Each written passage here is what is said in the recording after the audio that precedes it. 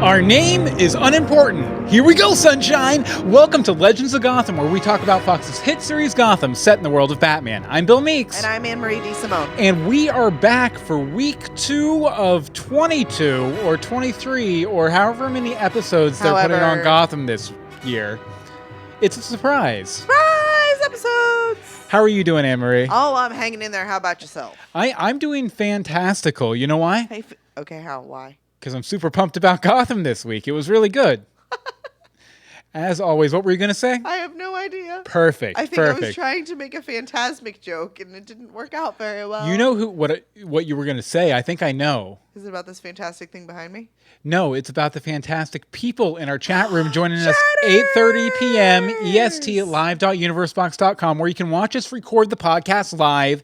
Watch us. You can actually see us. Sorry about that. Mm-hmm. And chat with all of these other Gothamites in our chat room. Today we have, let's see. We have Cause Commotion, Hobblepot, Joel from Portland, and Win 2. Win 1 has left the chat room. Win 2, however, is in effect. Win 2 is the real win anyway. I was going to say, Win is the Yanni Bruce to Win 2's actual Bruce.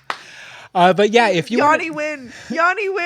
Real quick though, I mentioned this last week on the podcast. I won a bat phone from DC All Access, and it's sitting right behind Anne-Marie in her shot here. It's really fancy. Cool. There's like a battering in it and stuff. You see that battering symbol on the front of it? There's one inside too, and it has a virtual reality helmet thing. And by owning this, he can be a part of the standalone Batman movie because there's only so many. And it was sent by Ben Affleck himself. Well, because he does everything. He's a man of many capes. And good news over in the chat room, Win 2 says, cool, I like Yanni Bruce better. Excellent. Okay, well, enough fiddle-faddle. Enough dingle-dangle. Let's get started talking about this week's episode of Gotham. Anne-Marie, why don't you hit us up with your rhyming, riddling episode summary? Where does a girl become a lady? Out from the drink on a shore that is shady. Is the Penguin the hope Gotham needs? His reputation is built on his foul deeds. Who runs the court? Bruce seems to know her. Will his reluctant vow even slow her? Can Hugo save Fish Mooney, bitch? Gothamites are eager to burn the witch. Burn the witch! Burn the witch! Burn the witch! Anne-Marie, what'd you think? I never know when he's going to do the crazy stuff. I liked it. I liked it a lot. You liked it? I liked it a lot. Yeah, it was a good episode. It didn't go the way I expected. No, I thought there'd be, there was guns. Well, I thought there'd be more. I honestly expected Penguin to pull the trigger on Fish Mooney. I thought this was going to be Fish's last episode definitively. Mm-hmm. Maybe he would go get a bazooka or something afterwards to right. Well, he could have borrowed Butch's. Yeah, and Cause Commotion, who cosplays as Fish in the chat room, is like, no, not Fish. We're not saying we wanted Fish to die. We saying saw it happen. It seemed like it made dramatic sense for Fish to die in this episode, but she didn't. For some reason, I even more thought so when I saw at the bottom, guest starring Jada Pinkett Smith, instead of, she's not a series regular again, so, bye. Okay, well, why don't we go ahead and get started with our discussion today, and the theme of this episode, the name of the game, I thought, was Let's Make a Deal. Excellent. Isn't that the show where you ask me what's in my purse and I get money for it? Yeah. Excellent. What's in your purse? I've got sunglasses, so I can be cool. You get 50 cents. Excellent. I have a birthday card. I take 25 cents away. Well, that's an awful birthday present. I have ibuprofen for when you drive me crazy. And you get sunglasses, a birthday card, and ibuprofen. Okay, let's get talking about the episode. I was enjoying the Let's Make a Deal. Let's make a deal. Okay, there was a lot of deal making going on in this episode. Gordon and Valerie, Bruce and the Owls, Gordon and Pangy Pants, Gordon and Fish, Fish and Pangy Pants. Oy vey. A lot of deals. With all these deals going on, I thought Alfred made a really good point about deals when he's talking to Bruce, and I think it kind of applies to all of the deals that were being made in this episode. Now, when Bruce confesses the deal he made and why he made it with the Court of Owls, Alfred asks him if he thinks the other party will keep up their end of the bargain. Bruce is a little naive, being a teenager, and you can tell the thought hadn't occurred to him until Alfred said it. Yeah. On the other end, Fish, Gordon, Valerie Vale, and Panky Pants should have known better than to put the trust in the people they were making deals with. None of them should have trusted anybody for anything. No, not at all. At that point, that's when you need Butch to come in with the bazooka and just take care of them all. Mm-hmm. Sorry, continue.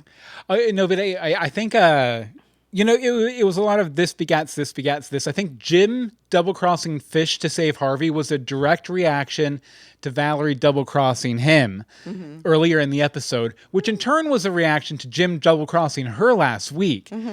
So you get this cascading betrayal leads to betrayal leads to betrayal. And when's the cycle going to stop? Is this going to be an entire season of people backing out on deals that they've made? Well, you know what? Last week we had one. It wasn't deals. It was something similar where we were like, these two and these two and these two and these two and these two and these two and these two. And this week we have these two and these two and these two and these two and these two. Apparently that's the running theme, is everybody's doing the same thing, just a little bit different. Yeah, but I just thought it was interesting that so many characters were making deals in this episode and getting portrayed in those deals, for sure.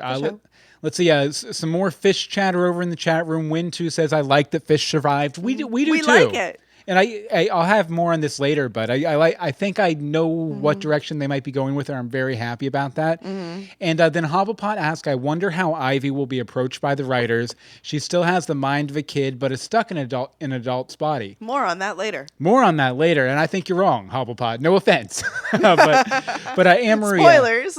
You wanted to talk a little bit more about Valerie, right? All right, so I am pulling out the crazy theories that Bill normally does. This is my crazy theory, and it might not be that crazy. I think that Valerie Vale is working with the Court of Owls. Ooh. I think that she was brought in to distract all the people who've been helping Bruce with all his investigations and all of that craziness over the past couple years. So that's interesting, right? Well, she just came in so heavy. It's like one day she's not there, and one day she is there, and she's everywhere. Yeah, and like she's all up in Jim's business too. Not only is she all up in Jim's business, she's comfy at the GCPD already. So obviously there had to be some sort of an in for them to let her, kick her feet up behind Alvarez's desk. So there's that. But by distracting Gordon from the quest to find Fish Mooney, distracting Gordon with the quest to find Fish Mooney, she's distracting Bullock, Lucius Fox, the entire GCPD, which means that even if Alfred would have woken up before Bruce came back and was like, Master Bruce, where are you? There would have been no one for him to call. Yeah. So I still think it's Valerie Vale. She just, like I was live tweeting last night, I said, I'm pretty sure she has a copy of the show Bible, because she's like, oh, no, I think it's this, this, and this. And I'm like, well, there we go. Yeah, she did kind of roll in very effective. Yes. Almost immediately. Nobody's that effective. And didn't she had some knowledge of something that had she knew all about Barbara and Lee and Jim in the church. Well, I mean, that had to be on the news. Yeah, I guess. Crazy chick, kidnaps cop and his medical examiner girlfriend, hangs from, church window in wedding dress. I kind of think that's hitting the news. It was a very scenic scene. It was. No, but I like your theory, though, and I feel like, I never get the crazy theories, but this one came to me today. I feel like if someone hasn't been proven to be working with the court of, or proven not to be working with the Court of Owls, then you can probably assume that they probably are. Right. Just because they have their talons in so many things. Right. Did you just say that they have their talons in so many things? Yes. Okay, just checking. Definitely. Because, they're owls, right? Talons. Okay, so I wanted to talk a little bit about Penguin's mercy concerning Fish Mooney. I thought it was rather touching that Penguin let Fish go, even if it was extremely stupid of him. Yeah. It was stupid. It was idiotic. The motherly appeal is not a tactic I was expecting from Fish. I was expecting her to be, caged animal, striking out at Penguin as soon as he comes at her. Or, maybe I can give you power, I can give you money, I can give you this, I can give you controlling a controlling stake in my mutant army, something like that. There is no mutant army left. She literally has no one left. She left the two crazy chicks to take on the entire mob as if they were going to be able to handle it. And then Penguin sent away Marv. But she has the ability to make more. No, he has the ability. Hugo does, and she has control of Hugo. So. Yeah. But, it's not a tactic I expected from Fish. I do think, though, that she was being completely honest about why she let him go in the season finale last year. But that might not matter much if he ever crosses her again. If they ever, come to loggerheads again, I don't think it's going to matter, if she was part of who created him. Although it did kind of underlie that whole motherly thing that Fish constantly had in her dialogue in season 1 where, Liza and Mama and this and that. Liza! So I thought it was an interesting connection back to that. But, in the end, Penguin didn't want revenge on Fish. He didn't know why she let him go, and that's what drove him mad. It wasn't vengeance that he was after, it was knowledge. He was upset that he didn't know everything about the situation. After getting a good reason even, I can see why he let her go. It was a thank you for helping him rise to power to become the king of Gotham. Okay. Yeah, it was just kind of like, okay, fair enough. You let me go, I'll let you go. We're even. As much as she'll be on the offensive though in their next encounter, I think he'll be even worse because this was her one get out of the woods free card. And after that, he's not going to be so nice. No. I did think it was interesting the parallel she drew between how Strange feels about her and how she feels about Penguin. They're both the parents of the Gotham City we know from the comics in a way. So, I totally ship it. I will call it Hugo Swooney is the shipping name for Fish and Hugo Strange. Wow. Hugo Swooney. Hugo Swooney. Hugo Swooney. Okay, I can't do this anymore. Okay, so let's see. Here, over in the chat room, we have a little stuff. Casa Commotion really liked that scene. She said, yes, I cried. Awesome acting. Bobby says, I found it hard to follow what was going on this week. Even he liked the scene. And even he liked that scene. He hates Fish. Yeah, and then what did Hobblepot say about Penguin there? Penguin, don't let your emotions get in the way. Too dangerous. Yes, and then Win2 says, well, Penguin doesn't seem to watch a lot of TV, or does seem to watch a lot of TV, so maybe he's getting emotionally soft from watching dramas. Yeah, maybe he's watching a lot of daytime TV or Scandal or something on ABC. Thou shalt not speak ill of the Scandal. He's watching Empire, and he's all kerfluffled and confused about human emotions. I need to watch Empire. Okay, so you wanted to keep going. I would like to keep going with this and talk about this great escape that we have all conjured, or that they did. Okay, first of all, absolutely hilarious. Strange doesn't want to go. The man is being held captive in a glass cube by the federal government, and he would rather that be his life than be taken by Fish Mooney.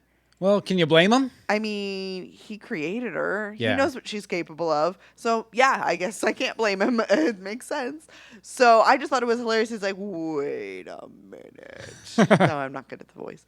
So, I thought that was pretty hilarious.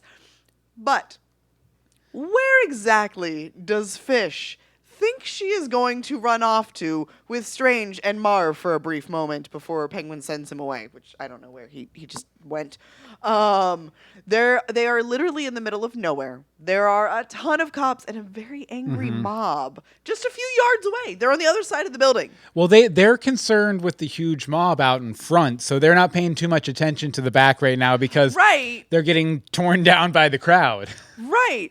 But where does Fish think she's going to go? She's running into the woods. And like Fish is in her cat suit type of an outfit. She's got her nails that are like a mile long, obviously heels, and she's doing her her arms like do this and she runs. I wish I had that like in person. She's not hiding from anybody. Anybody who sees her running through their backyard in the woods is going to know, especially when she's accompanied by Hugo Strange, who is in a solid white prison jumpsuit. Yeah. I would assume Fish is the kind of person that won't just have a hideout. She'll have like a backup hideout somewhere. Maybe she'll go back to her old club. But how is she getting there? True. They had to take the weird van truck thingy to get there. And it was daylight when they left Gotham and dark when they got, or dusky when they actually got there. So there's that. Over in the chat room, Joel from Portland and Bobby are in cahoots over here. Joel from Portland says, I disagree about Penguin. He was ready to release a mob on Fish. Bobby follows up with, yes, I definitely feel like he had vengeance on his mind. I definitely believe that too. When he stepped into that backyard and put the gun up to Fish, he had every intention of killing her. I just think that once he heard the reason, he was like, okay, I'll give you a freebie. I'll give you one freebie. Yeah. I also think that I don't think that it was apparent in his mind that he was more after the why than vengeance. Yeah. I think he was thinking vengeance on the surface, but behind that was just the frustration of not knowing why. And I mean, he voiced that a little bit. In last week's episode, I think, in particular. But yeah, I definitely feel like if she hadn't given a really good reason, Fish Mooney wouldn't be around right now. Right. I am on team. I don't care how touching Fish's speech was. I'd have been shooting her. Because I know it sounds horrible, but Fish is going to flip on him the first chance she gets and the first reason she gets. Also, I can't take the cape and the multicolored eyes anymore. They're I kind of like the cape. I mean, can she get a new cape? She's been wearing the same one for 6 months. I like the cape, and I like that the costume has like a fish texture on it. It looks like fish skin. You know, and I get that because she's a cuttlefish now. Yeah. But for 6 months, she's been wearing the same thing. That woman didn't wear the same thing through an entire episode for season 1. But don't cuddle this fish. Don't cuddle that fish. Definitely not. Definitely not. Anything else from the chat room, Anne-Marie? Yes. Wynn says, and why was this secure facility housing Strange have such an easily breached back door? Like, there were literally only 2 dudes watching this massive, like, crazy person. Yeah. I don't get it. Well, I mean, they get name checked a couple times in this episode, but the feds obviously aren't doing their job in Gotham. Well, yeah. Also, and this is not anywhere in my notes, so I'm sure I can say it. Why was Harvey the one to drop Strange off? That was very weird. Well, he was at the wrap of last season. He was acting captain. Yes, but Strange is in possession, or no, the feds have him, so they should have like picked him up at the GCPD and taken him off. Yeah, I definitely feel like the feds are going to become a bigger part of it just because they got name dropped a few times this episode. Oh, yeah. They're going to be like the strike force. You know what was really nice, though? I thought this was the first episode in like a season where we actually got to see Penguin take advantage of his position as the king of Gotham. Yes. He felt like the king of Gotham with the press conference and the leading the angry mob. Do these people not remember who this man is? Yeah. Dude's crazy.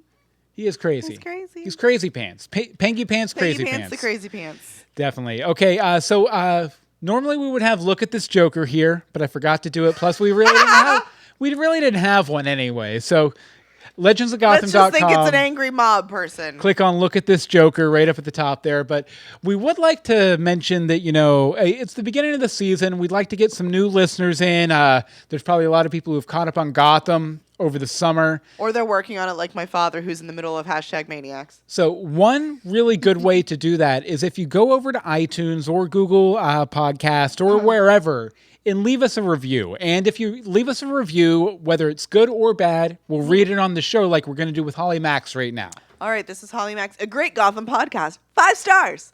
I have listened to Bill and Anne-Marie since their greetings from Storybrooke days and have now started in on Gotham. I just finished season 1 and listened to their episode commentaries. We should do more of those.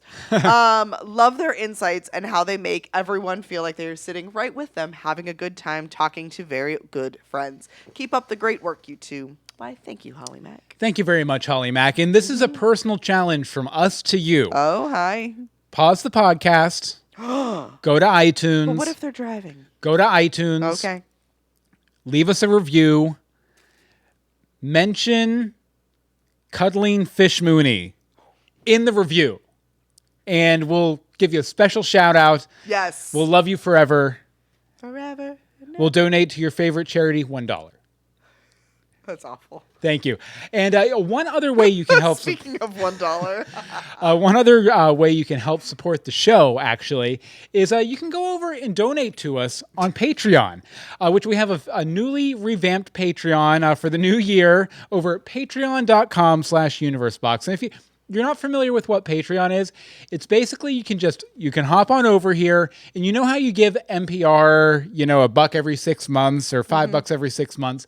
You can give us a small monthly donation or a big one if you want to help support the time and the effort we put into the podcast, help us buy new equipment, pay that electric bill for all of this equipment and the air conditioner. We have air conditioning the outside for when we walk outside from the studio after the show. It's just a really great way to support us. We have some goals that we're trying to reach, including, there's a bunch of stuff, including a course on podcasting, if you're interested in that at all, a bi-weekly movie commentary. And there are also a lot of rewards you can get on the month just by donating. The most appealing of them is the $5 Star Patrons Club. The $5 Star Patrons Club, if you donate $5 or more a month, we'll read your name out on every episode of every podcast we do for any month you do it. Also, free dry cleaning. What? You'll get free dry cleaning. Stop making promise. Any dry cleaner across the continental United States and Puerto Rico.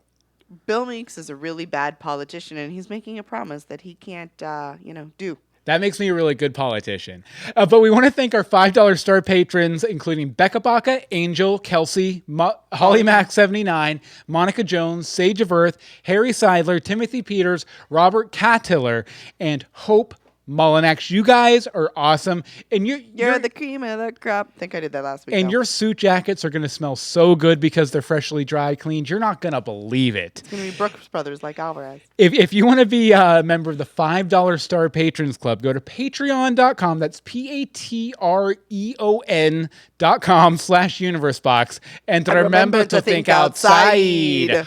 Okay, before we get back to the main discussion, sometimes we like to play a voicemail from a listener, and we actually have that Fish Mooney cosplayer I was mentioning earlier, which I forgot what her name was, so we're just going to call her Fake Mooney. Take it away, Fake Mooney. Okay, this is Shalane, also known as Fish Mooney cosplayer from Cause a Commotion.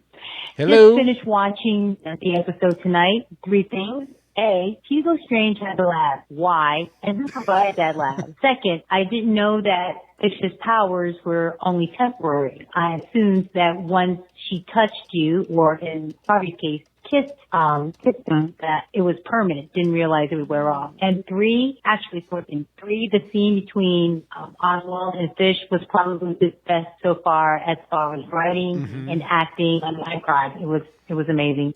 And lastly, Jim has game. I did not realize that he was such a playboy with Lee coming back into town and obviously him and Val hooking up. It's going to be interesting to see how all this plays out next week. Thanks a lot, guys. Talk to you later. Bye. Bye. Thank you. Thank you very much. I'm going to continue to call you Fake Mooney because I like it. Because he will. Over in the chat, there's been a lot of discussion about why does Hugo have a lab? Why did they give him a lab? And I can't remember where I read it, saw it, heard it, whatever. There was a theory that the feds were debriefing him and trying to get all of his information before they. Well, it might have been a situation like those, all those Nazi scientists who did the weird experiments back during World War II. I'm sorry, I don't know much about Nazi scientists. But after we won the war, we brought a lot of them over to our side and brought them over here and had them work on stuff, where they were doing sort of unethical, weird, kind of mad scientist kind of experiments over in Nazi Germany. When we brought them over here, we used that base knowledge they got from doing all the dastardly things to do good things and ethical things for the most part. So I could see the feds trying to harness the knowledge of Hugo Strange, too, if nothing else, so they could revive Elvis or something, Not Elvis. Nixon? Elvis and Nixon. But, okay, so, building off your point, though, Fake Mooney, about Jim being a player. It was nice to see Babs and Jim reunited in this episode. Reunited and it feels so good We until sang she way too gets much. crazy. Oh, good. But even with Tabby by your side, though, you can tell that Barbara is still totes obsessed with Jim. You know, you hadn't heard a word about him in last week's episode. Second he shows up, she's like, oh, I want to kiss. I had a dream about you. I'm crazy. Okay, that dream though. Yeah. That dream. I pushed you around in a giant baby carriage. Well, that definitely made me feel like she's going to be a big danger to him again this season. Based on the dream, I think the scenario I see playing out based on that dream where she tries to make it a reality is somehow she drugs or incapacitates Jim. I doubt she'll cut his legs off. Yeah, I don't see that. But, drug him, and then she's going to force him to watch her kill either Lee or Valerie. Probably Valerie, since she doesn't make it to the grown-up Batman mythos. And, he'll be there powerless, like a baby, as something that he loves is destroyed. And she's probably plotting it right now. Tabby will probably be involved. Yeah. Let's see. Bobby over in the chat room asked, did Babs even have that dream? I don't think so. Maybe, maybe not. Maybe it was something just to kind of get under his skin a little bit. Yeah. But let's see. And Joel from Portland asks, is the Jim obsession real or is Stabby Babs just toying with him? I think it's real. I think she's like legitimately obsessed with him. I think she was. She like lit up like a child when he walked in jail. Yeah, and remember, this is the first time we've seen them together post Jim's rejection of her. So she's had 6 or 7 months to build that resentment for that rejection. Right. Because, she was kind of decent to him when she first got out of Arkham. But now that she's been out for a while and that betrayal or that rejection from Jim kind of made her crack. That's when she went all crazy pants when she was hanging out with Tabby and Butch. I could just see that slowly building, and we're starting to see the outcome of that. Although, why did everybody who Hugo Strange gave immunity to or gave a clean bill of health to, why were they allowed to stay out of Arkham after Hugo Strange was caught? Because they wanted to think that he was still doing that part of his job. Mm-hmm. Like what's his face? Ed is still in there, which is just really weird. Mm-hmm. Yeah. For now. Not for long, I'm sure. Yeah, it's gone now. But Costa Commotion asks, will she and Lee get into it again? Totally. Probably. Those are my favorite scenes. But I have a feeling that maybe it'll come later after Barbara kills Valerie, maybe. I want to keep Valerie. I know Valerie's pretty cool. I like the Valerie. Definitely. I like Valerie, even if she is working for the Court of Owls. We deal with it. Okay, but there was another buxom babe that showed up in this week's episode. Anne-Marie, you wanted to talk about her, right? I'd like to talk a little bit about the evolution of the Ivy. Okay, so first off, Megan Geha, I believe that's her name, completely nailed all the mannerisms and stuff that Claire Foley has established through the first few seasons. Mm-hmm. The tone, the way she carries herself. If you didn't know any better, you would think that it was her grown up. Yeah. Like, it was just, she paused in the right ways. Mm-hmm. The way she was even touching the plants, you could see the crazy redhead doing that. So there's that. Oh, by the way, in the chat room, that guy in the store says, plot twist, Vale is Jerome in disguise. That'd be a pretty good disguise. That would be quite the disguise. Better than the magician, for sure. Okay, so I feel that once she realized that things had changed, she leaned in and took advantage of it. Mm-hmm. I don't know if she had, killed anyone before, being the street kid that she was, but she definitely very easily took that leap. Yes, definitely. Over a plant not being watered. So that was a little scary. But without Selena, the angel. But he was kind of creepy, too. He was kind of creepy, but he was not doing anything to deserve a plant to the head. Except for killing the plant. So there's that. But without Selena there to be the angel on her shoulder, there was no reason for her to stop. Mm-hmm. So maybe Selena has kept her quote unquote good for all this time. Yeah. And now she's like. Or maybe aging 10 years in a day caused a psychotic break. Little one. Although that guy in the store in the chat room says, I love how Ivy killed the guy by also killing the plant by breaking it. Right? Like, she could have brought that plant back. Probably. She's got some good herbology skills. Although We've seen her grow the weed. Do you think she Or mushrooms. the mushroom weeds? The mushroom weeds. Do you think that do you think that Ivy has powers yet, or is she just ultra grown up? I think she might, but she hasn't found them yet. My guess is the reason that she would is she fell into, well, the pit of sludge, basically. And once you're in any sort of sludge, you get something crazy going on. Generally. Even more so than just the aging. Well, that came from Marv. Very true. Good old Marv. Thanks, Marv. But also, Ivy's now a force to be reckoned with. She realizes that she has that power that she physically brings, and I fully expect her to exploit it because that's what the Poison Ivy character does. Yes. I think that she could count on... Wait. I think that we could count on one hand how many more episodes she'll be living on the street, though, because she is going to find her way into some sort of penthouse. Yes. Because let's be honest, she really enjoyed living in bad... Some sort of Oh, you mean the housing situation? Okay, Yeah. I was like, whoa. Oh no, not the magazine. Is that even still around? Probably not. I don't know about such things. Oh my goodness. Okay, but as long as we're talking about buxom beauties, Stop it with the buxom beauties. I have a question about this buxom beauty. Is sexy Ivy creepy? No. Okay, short answer, no. Long answer, I'm going to go with it. Okay, so there was a lot of criticism from the online community when this news came out over the summer that they'd be aging up Ivy Pepper. I don't know what people wanted, because a lot of people were complaining about it. Oh, that's just wrong, blah, blah, blah. Did they want a kid to play sexy, or did they not want the character as we know her to appear on Gotham?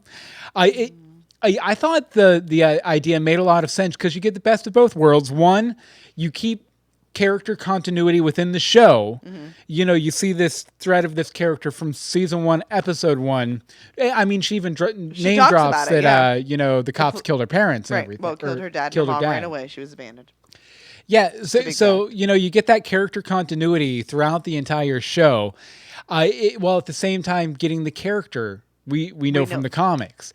Although I do kind of wish we got a little bit of Claire Foley, the young Ivy, with powers in a scene or 3, because I remember before season 1 came out, and I think it might have been from Japan, there were a lot of promos featuring the growing Ivies and everything. And there were hints that would happen. And so I was kind of sad not to see that, but at the same time... We know that everything changed so much from what they'd originally planned from season 1, so... They're adapting. Yeah. Jimbo in the chat room says, I think they didn't want to see a sexy Ivy. And, I mean, that's what the character is, though. Yeah. And you can even say that you don't want to see, like, a sexy teenager or whatever on the show. Kat has enough of a level of that. Yeah.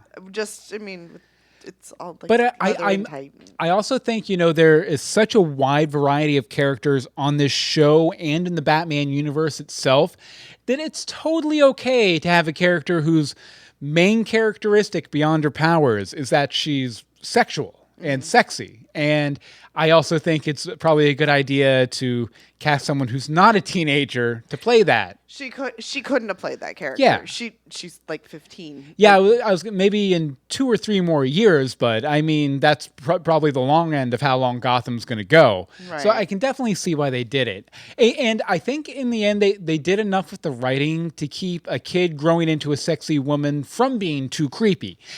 She mentions to the creeper dude that she's different inside and out. So I'd assume she's aware, and she's kind of coming to the realization while standing in that house that she's matured mentally as well as physically. She can see that she's different in the mirror, but I think she probably feels older in her head as well. So I think that I think they did enough in the writing, and they didn't do much. It was a line. Yeah. But they did enough in the writing to explain why it's not quite as creepy as it would be if it was the mind of a 14-year-old girl in a 19-year-old girl's body. It's very obviously not the mind of a 14-year-old girl. Yeah, and then you get other little red flags that she has matured. Her killing the guy, for example. Right. That wasn't her. That's MO. not a childish thing to do. No. And Bobby in the chat room says, "Who says Butch ain't sexy?" Well, that Very is in response to that guy in the store that says if you have sexy Ivy now, you've got to have sexy Butch. Definitely. Yeah, Butch is completely totes. sexy. And it's not creepy at all that I think that. Not at all. Okay, speaking of creepy, Yanni Bruce, you want to talk about Yanni Bruce, right? Bruce, okay. A, how did he know to come in that exact window? How did he know? There is literally nothing that he should have given him that information. Because I know he got the name right. He got the Bruce Wayne name but how from does that Ivy. mean? How does that mean? Hey, go in this window. There's nothing there because he's been following Selena around. Okay, she threw 20s at him. But she hasn't broken into the manor since Yanni Bruce has been released from Gotham. But that's a very poorly secured window historically. Cat Obviously, gets in there all the everyone time. gets- The Talon got in there last week. Right. You know. Anyone can get through that Anyone thing. can get in there, but why do they go for that one? I'm just curious. Let's see. I'm curious to see what all he knows and if he's going to be on the side of the angels or the monsters. One would want to believe that he is working with the Court of Owls, but there is something so innocent seeming about him that I'm not completely sure. However, his music is very, very creepy, and I love it. Definitely. And I thought that David did a better job in that one little scene this week than he did in the entirety of episode 1 with the character, which is good and to be expected too. Right. Well, I mean, it was, more practice as the character. So there's that. You know, one thing, you mentioned the Court of Owls. I just wanted to say I had a pet theory that the lady in the owl mask was going to end up being Aunt Harriet from the 1966 Batman TV show. I was really sad that she wasn't. I want to know who she is. I don't think, no, you don't have it. Okay. So, well, she's obviously someone very well connected Catherine or Kathleen, something like that. I feel like we saw her in what was the drug? Viper.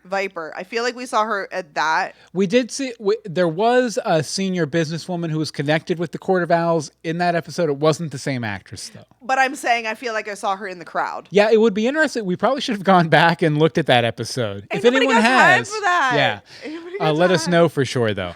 But back to Yanni Bruce real quick. I have an updated Yanni Bruce theory because I was thinking last week that he was going to swoop in while Bruce was away and take over the role of Bruce. I still think that's going to happen.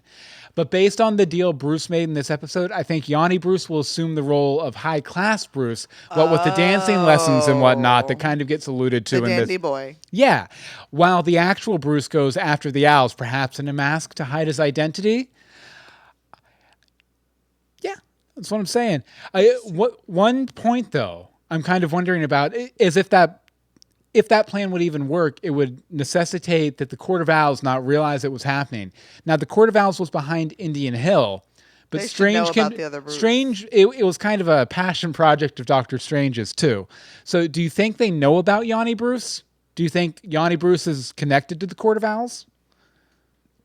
One would want to believe he is working with the Court of Owls. Yes, I believe he's connected to the Court of Owls. Okay. I'm like, let's go back to my last point. But do you think he's honest about his ignorance in this episode and in last week's episode too, that he doesn't know who Bruce Wayne is and he doesn't know what's going on? I think that he actually might be honest with that. But I think he knows of the Court of Owls. Mm-hmm. Does that make sense? Yeah, I think so. I think he maybe doesn't know necessarily what he's needs to do, but he knows that, or maybe he knows what he has a goal. He just doesn't know how to get there. I like Wynn's theory in the chat room. She says maybe the owls were going to knock real Bruce off and swap Yanni in. I could see that. I like that. The guy in the store says I call him Bucky Bruce. He has flat out Bucky Barnes hair. Yanni Bruce in this chat room, please. Yeah, it's only Yanni. And anything else? Let's see. In reference to the window that's always open, the guy in the store asks, better question, why the hell does every fight important scene with Bruce take place in that same exact room? I think it's because it's modeled on the study from Batman 66. Mm-hmm. It's like the classic Wayne Manor room. Right. And very much like the room where the bat flies through the window in some versions of the Batman origin story. Right. So. And as Bobby likes to point out, limited sets. And this is why Babs has a club in her apartment. House. Yeah. Okay. So you wanted to give it up for Lee, right? All right. Everybody, let's give Lee a slow clap for her timing. Slow clap, man.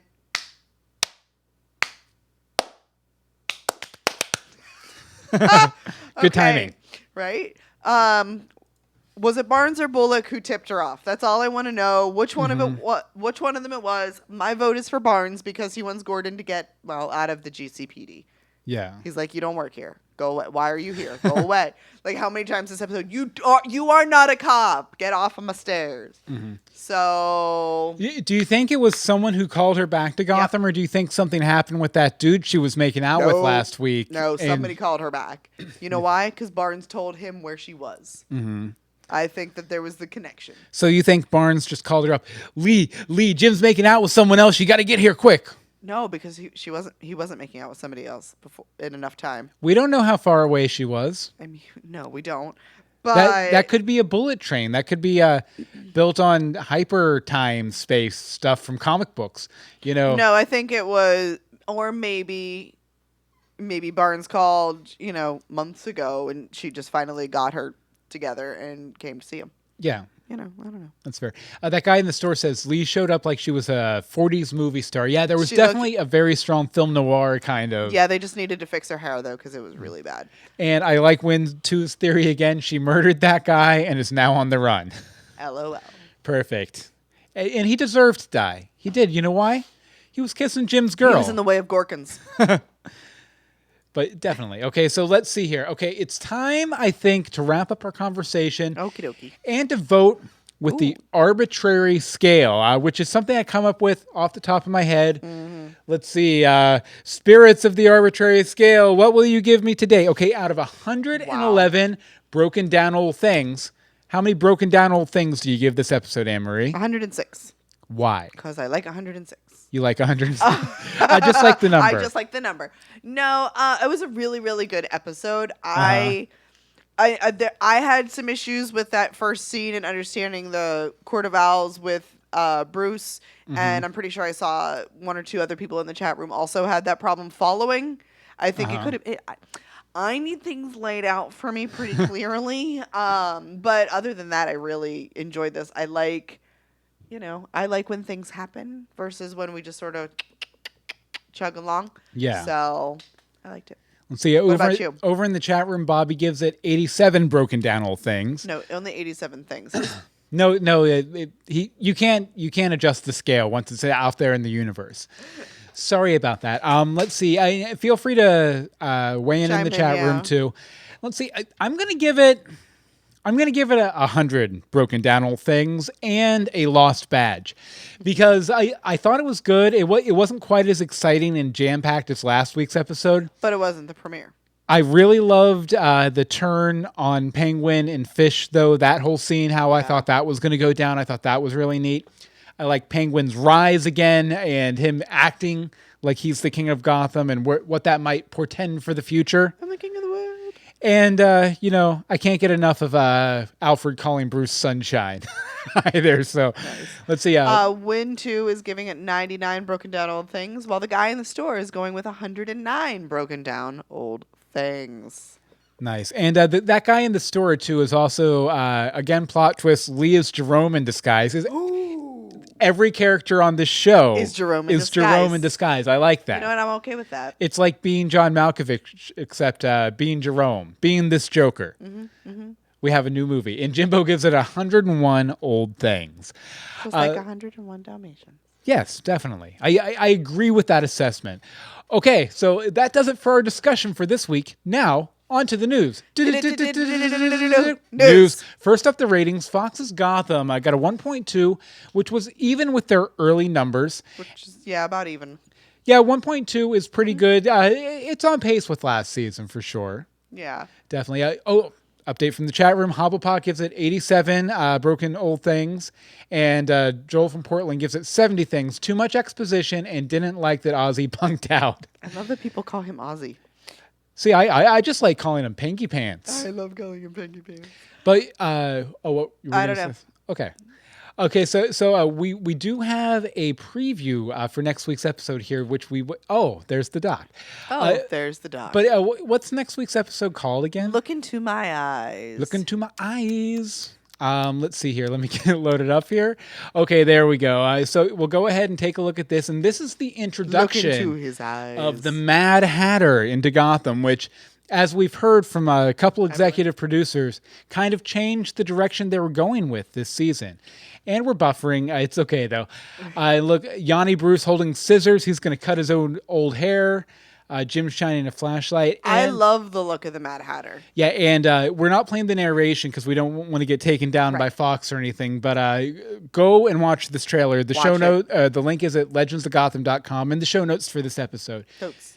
You'll like it for sure. Good And times. he looks creepy. Nice and creepy. Perfectly creepy. Yeah, I'm definitely enjoying that for sure. I can't wait to see where they go with the Mad Hatter. How familiar are you with the character of the Mad Hatter? I'm what we call 0% familiar. 0% familiar. Yes. I mean, I can put two and two together. I know Alice in Wonderland. I know the Mad Hatter from Alice in Wonderland. So, he likes tea. Right? He does. He definitely likes tea. He also likes messing with people's heads, too. Oh, there you go. Oh, no, wait. This is Legends of Gotham. He likes screwing with people's heads, too. Okay, so let's see here. And Bobby in the chat room says, Mad Hatter looks great. I'm still waiting for King Tut. Me too, Bobby. Me too. And Egghead, for sure. And the Condiment King. Okay, well, minutes before we went live, we did get an email from a group of people who had a Kickstarter that they wanted us to promote it, and we were like, yeah, that sounds like a really cool project. What they're doing is a web series, a fan web series called Robin the Web Series. Now, you can either search for this on Kickstarter or get the link at legendsofgotham.com. It's a fan-made Bat Family series focusing on Tim Drake's journey to becoming the Boy Wonder. If you're familiar with Tim Drake, this probably excites you. Now, they only have 3 days left on the Kickstarter. They even went ahead and as a show of good faith, they shot an entire pilot for this show, for this web series. Now, we didn't get a chance to watch it before the show because we ran out of time. Yeah, and it was real soon before the show when we got the email. Totes. But if you want to go support these guys, they only have 3 days left. They're only about a seventh of the way to their goal of $7,500. They're at $907 right now. So please go support Robin the Web Series. You can also follow them on Twitter at Robin Web Series. And if you donate, go ahead and let them know you heard about it on Legends of Gotham. Absolutely. And maybe if this goes into production, we can have them on for an interview or something. That would be neat. They'll name a character, Bill Meeks and Anne-Marie DeSimone. You did pronounce it right. That's the character's full name, Bill Meeks and Anne-Marie DeSimone. Bill Meeks and Marie DeSimone. In the show or something, so go support Robin the Web Series. And thanks guys for reaching out to us. Okay, now we have time for just a little bit of listener feedback here. As always, when you get done watching the episode next week, cut off your legs, hop in a baby carriage, roll on down to the phone, and hit us up on the phone or connect it to a computer. One of those cradle modems where you put the phone receiver in the modem. Nice. Email us, legendsofgotham@gmail.com. Tweet us at Legends of Gotham. The Facebook is facebook.com/groups/Legends of Gotham. And the voicemail number is 424-274-2352. Again, that's 424-274-2352. And as usual, we're going to start off with Bobby. Take it away, Bobby. Hey, guys, it's Bobby. Hey. All right, so I wasn't quite as amped on this week's episode as I was last week's. But that's not to say there weren't some interesting things that happened on Gotham this week. Okay, I'm just gonna wait to hear you guys wait to hear you guys explain exactly what's going on with the whole Bruce and the Court of Owls thing, because I watched it 2 or 3 times, and to be honest, I'm still kind of lost. I mean, okay, I'm just gonna real quick, clear-cut explanation right now. Bruce went in there expecting to get enough evidence against them to be like, okay, well, I'm gonna call the feds on you, get a lot of attention on you, unless you stop. And then there were negotiations and this, that, and the other, some, pairing. But basically what they ended up on was that Bruce would stop investigating the Court of Owls, let them have free reign with Wayne Enterprises, right, and they wouldn't kill him and everyone he loves. And he being the heroic boy that he is, he thought that was the only deal he could make. And it didn't occur to him until after he'd already made the deal, based on Alfred's suggestion, that they're not going to stick to it. Yeah. Okay, so he agreed to kind of work with them in exchange for them not killing him, and also him not investigating anything about his parents' murder, about the Court of Owls, about nothing. I don't see why he would. I don't know. None of that makes any sense to me He's 16. He loves his people too. He's 16. whatsoever, quite honestly. Unless he's like, obviously, okay, yeah, of course I'm going to keep looking. But then he tells Alfred, no, I'm not going to keep looking. So is he just trying to keep Alfred out of the loop to keep him safe? And he's still going to do this on his own? I'm just kind of lost there. And then, of course, we've got the whole Poison Ivy thing. Looks like last week was the last time we'll see Claire Foley. Of course, we knew that. The actress, what is it, like Maggie Ha or something like that? She did a decent job of channeling Claire Foley for like the first few minutes of like, oh, who am I? And kind of talking with her mannerisms and stuff like that. So I kind of liked that. But then, of course, by the end of the episode, here's full on sultry Poison Ivy, and which is the only reason they've done this. And so I'll just leave that at that. I kind of like Jim as the bounty hunter. I don't know how long that's going to last, if it'll go through the season. I mean, obviously, he's going to be back with the precinct at some point. But will something happen to Barnes? And I don't know. I'm just liking the status quo as it is right now, quite honestly. And then I don't know how I feel about the superpowers thing. I was really liking the whole, like, more just grounded craziness of the first few seasons. And then, like, of course, towards the end of the last season and now full on in this season, I mean, we've got people electrocuting people teleporting or phasing in and I don't know, something, whatever that person was doing. And the androgynous person, I think it was a female, but then at first maybe it looks like a male. I don't know. But that's neither here nor there. They can be who they want to be. I just don't like the superpowers thing in Gotham, to be honest with you. Maybe it'll grow on me. Time will tell. But what hasn't grown on me for what now? 4 seasons? Fish. Have not liked Fish at all. But one of the best scenes in this episode was the scene with Fish and Penguin. I loved the dialogue. I loved the scene. Jada did a great job with it. Wow. I actually loved a scene that Fish was in. That Fish, I mean, more or less, that was her scene. Really gave a good reason as to why Penguin would just let her go like that. So we'll see. Again, time will tell if she'll be back and if I'll care. But at least for now, I thought that she did a damn good job. So arbitrary scale. Oh, where was Selena this episode? They kept talking about her and then never showed her. But okay, that was just me going on with a small tangent. Anyway, angry mob people outside of the place. I don't know. Kind of lost on this arbitrary scale thing this week, honestly. So on an arbitrary scale, I'm going to give it 337 of 352. Like I said, I wasn't quite as amped on this week's as I was last week's, but it was still a pretty decent episode. And hell, it made me like Fish a bit. Well, thank you very much, Bobby. Woo-hoo! We really appreciate it. And I just want to say, too, Can't defeat me, Superman. Your day is over. Oy vey. sorry. No, you're not. I am sorry. But thank you very much, Bobby. We appreciate your voicemail.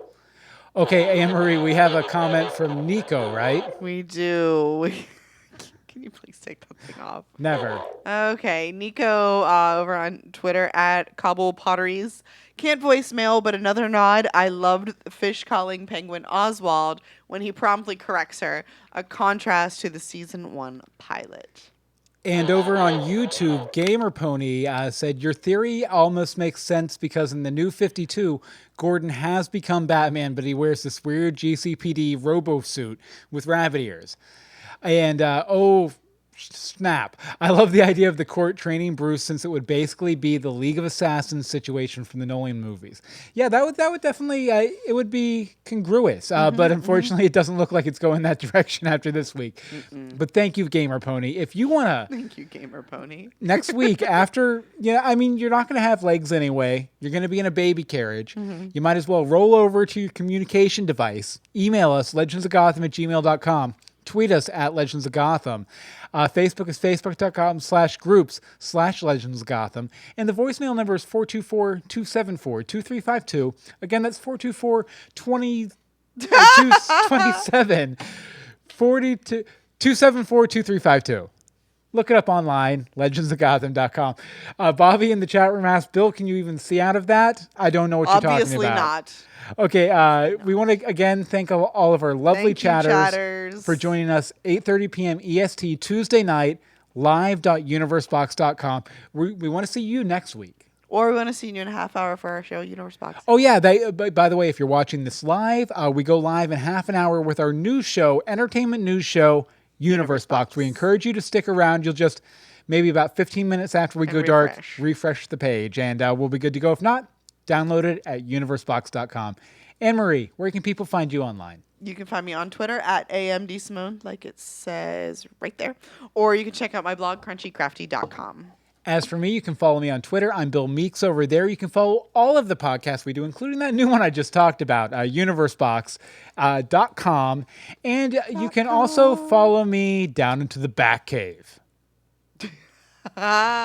Jimbo in the chat room asked if this is my scooter helmet. No. Absolutely. His scooter helmet is much dorkier. Yeah. Much dorkier. Super dorky. Okay, well, I guess that about does it for this week. It's been fun, guys. So join us next time for more Legends of Gotham. Cue the music. Cue the music. You can't defeat me, Superman. Your day is over. I am the Knight. I am not Yanni Bruce. Bring on the Batfleck.